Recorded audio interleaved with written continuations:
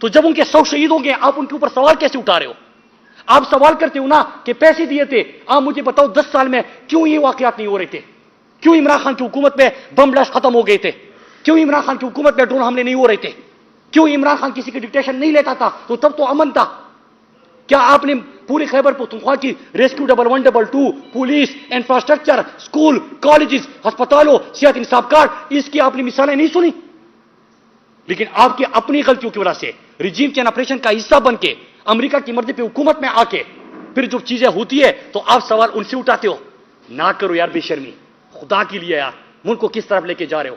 میں ایک چیز کہتا ہوں کہ اگر اس خطے میں پھر کچھ ہو رہا ہے تو اس کی آج ہی انٹیریئر منسٹر اور ڈیفنس منسٹر آ کے اور امپورٹڈ فارم منسٹر آ کے لوگوں کو آگاہی دے، اس کے اوپر بات کرے، سیاست نہ کرے، ہماری لاشوں کے اوپر سیاست نہ کرے۔ میں ہمیشہ ایک بات کہتا ہوں، زندگی میں سب سے قیمتی آپ کا کیا؟ آپ کی والدہ ہوتی ہے۔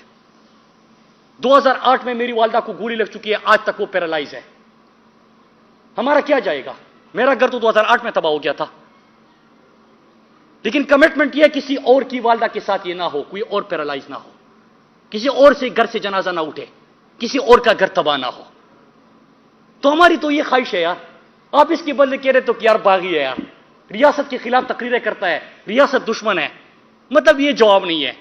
جو سوال ہم نے آپ سے 5 پوچھے تھے وہی سوال اگر آپ ریپیٹ کرنا شروع کر دیں، اسی انٹیریئر منسٹر کو، ڈیفنس منسٹر کو، اسی فارم منسٹر کو بلا کے، امپورٹڈ پرائم منسٹر کو بلا کے ان سے یہی سوال پوچھے کہ جب آپ کو ایک ہی چیز بتائی جا رہی تھی۔ میں آپ کو بتاؤں، جب جون کے مہینے میں یہ چیز ہوئی اور پہلی دفعہ جولائی میں ہمیں سرگرمیاں نظر آئی اور ہم نے اس کو ہائی لائٹ کیا، جس دن یہ شخص بیان دے رہا تھا کہ ایسا کچھ نہیں ہے، اس دن وہاں پہ آپ کے پولیس کے جوانوں کی ویڈیو بھی آ چکی تھی، آپ کی سیکیورٹی فورسز کی جوانوں کی ویڈیو بھی آ چکی تھی۔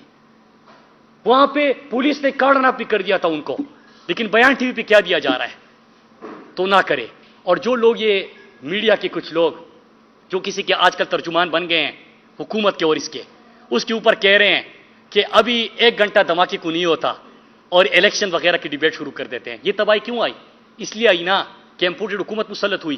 عمران خان نے ایبسولوٹلی ناٹ کہا تھا، عمران خان امریکہ کی ڈکٹیشن پہ نہیں چلتا تھا، امریکہ کے غلام پاکستان کے اوپر مسلط ہوئے، پھر آہستہ آہستہ کر کے وہی بیانیہ آگے بڑھنا لگا، پھر اس کے بعد ہمارا امن تباہ ہو گیا، ہمارا سب کچھ، اس طرح کی اکانومی تباہ ہو گئی، اس طرح امن تباہ ہو گیا نا۔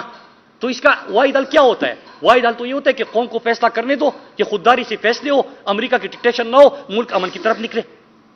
لیکن اس کے برعکس بیانیہ بنانے کے لیے لوگوں کی زندگیوں سے کھیلتے ہیں، یہ نہ کرے۔